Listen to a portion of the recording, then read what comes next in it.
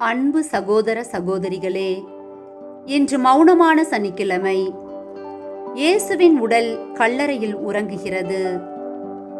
எல்லாம் முடிந்துவிட்டது என்ற இருளில் நாம் தள்ளப்படலாம். ஆனால் நள்ளிரவின் இருளில்தான் விண்மீன்கள் பிரகாசமாக தெரியும். நம் வாழ்விலும் தோல்வி, துக்கம் என்ற இருள் சூழும்போது நாம் கடவுளை இன்னும் அதிகமாக தேட வேண்டும். உயிர்த்தெழுதலும் வாழ்வும் நானே என்ற இயேசுவின் வாக்குறுதியை நாம் உறுதியாக நம்ப வேண்டும். உயிர்ப்பின் விடியலை எதிர்நோக்கி இறைவனிடம் ஜெபிப்போம்.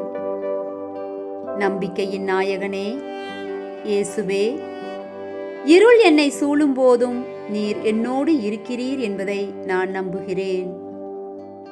என் நம்பிக்கையை தளர விடாமல் காத்தருளும்.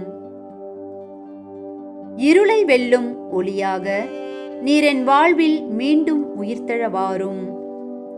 உமது உயிர்ப்பின் வல்லமையால் என் வாழ்வை புதுப்பித்தருளும். ஆமேன்.